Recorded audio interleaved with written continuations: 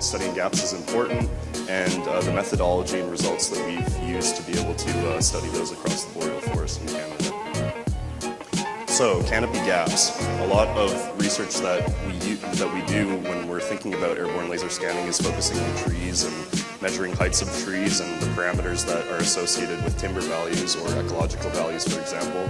But there isn't necessarily as much research that's been done associated with the voids in between these spaces and the impact of those from an ecological perspective and understanding dominant processes that are taking place within forests.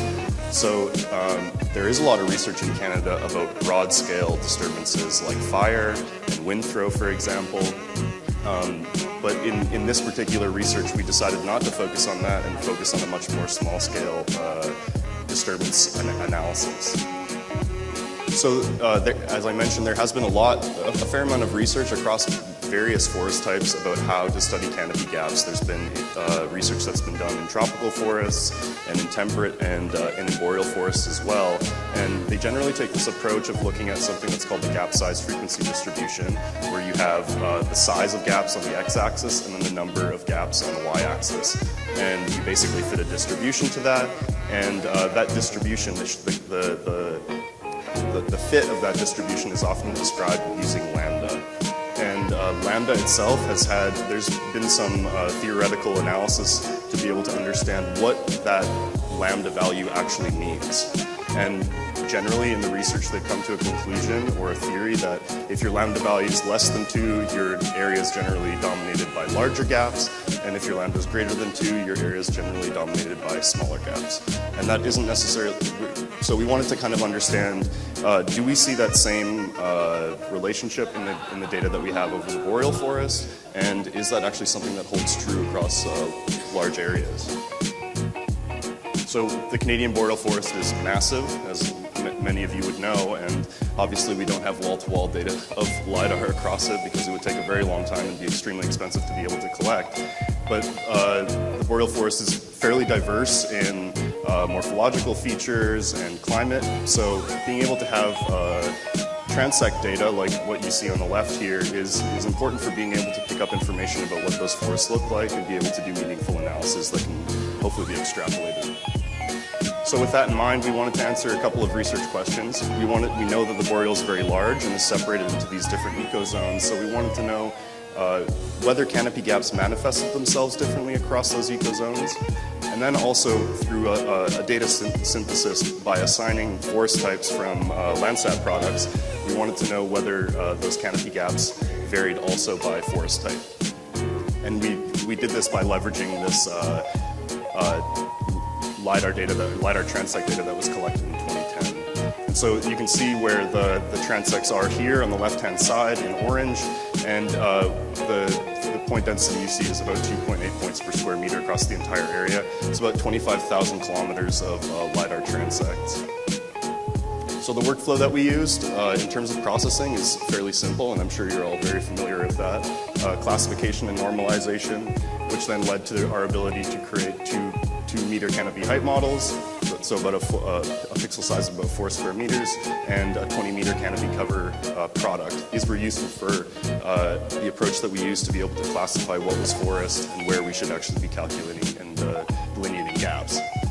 Because we have so much LiDAR data and the transects are so large, and because we wanted to also make sure that we were aligning structural information with the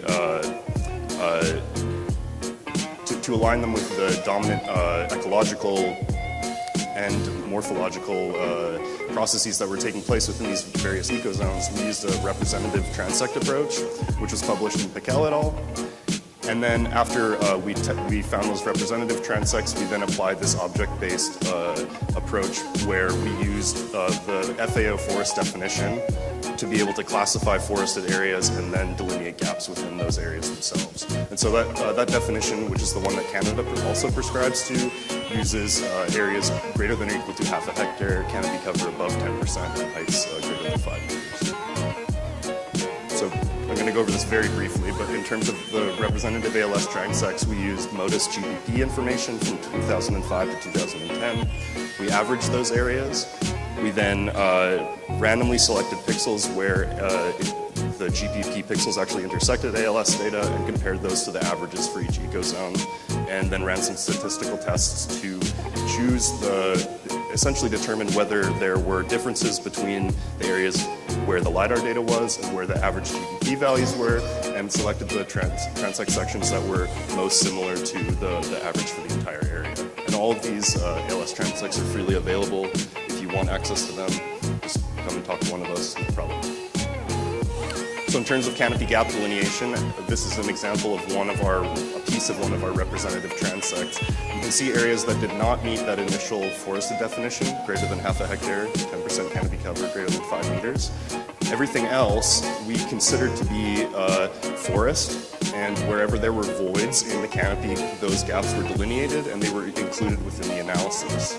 The smallest possible gap size, after a bit of tinkering, instead of using just single pixels, which is just a 2x2 pixel from the canopy height model, we actually ended up with 8 square meters as our smallest gap size, and I can get into that a little bit later.